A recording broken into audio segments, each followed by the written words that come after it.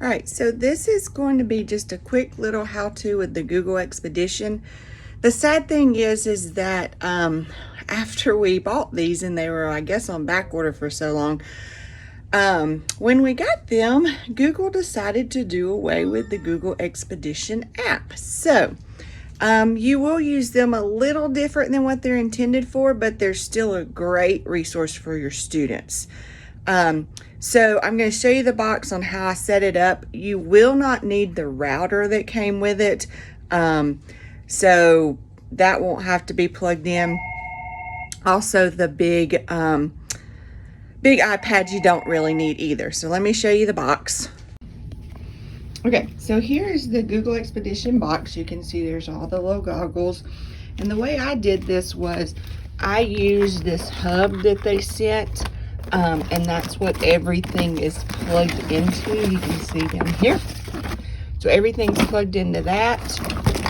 And then the cords are run over to attach to the individual devices. So once all of your devices are charged, then the only thing you really need to do is, these are Android devices, so the power button is on the side. You hold the power button down, of course they'll power on, and you're just going to connect these to the BYOT Wi-Fi. Right now they'll automatically connect to the router that came with it, but we're not going to use that router. We're going to use the BYOT Wi-Fi, and to do that you just scroll from the top, hold down the Wi-Fi button, and then just choose the RCSB OT Wi-Fi. Okay, once you have all of the devices connected to BYOT, then the next thing you probably want to do is actually reset them so that we can get them off of the account that came with them. So to do that, you're going to swipe up, and then you're going to go to settings. So we swipe up again, go to settings right here. And then I just type in the search reset, and we want to choose the erase all data. Erase all data, and you have to scroll up a little bit to make the reset phone button light up, and you're going to just say erase everything, and this is going to take it back to a factory setting.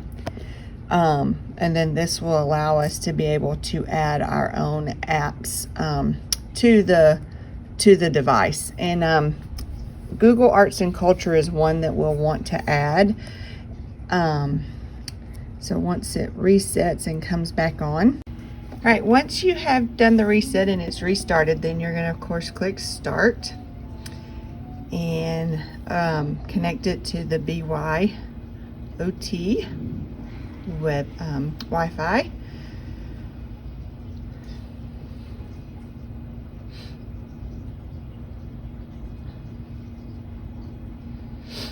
And then just click do not copy, because you don't have an account to really copy it to.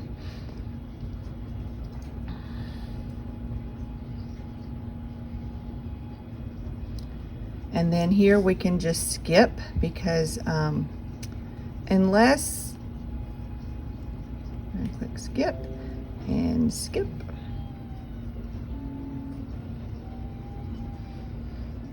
And then more and accept.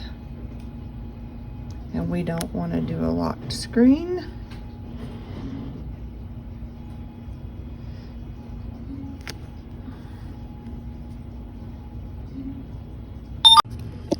Okay, so now we've reset the iPad or the devices.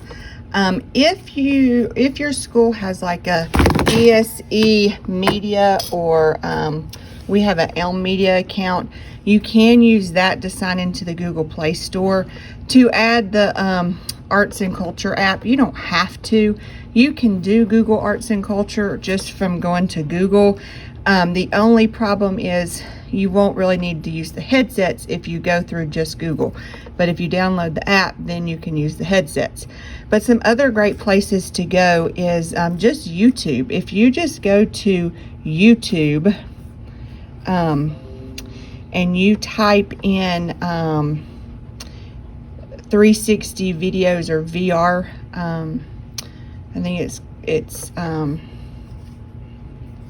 360 videos, then you can do these, and you can see that like there's a headset there. So when you do click this, you have the option, once it starts, I'll show you.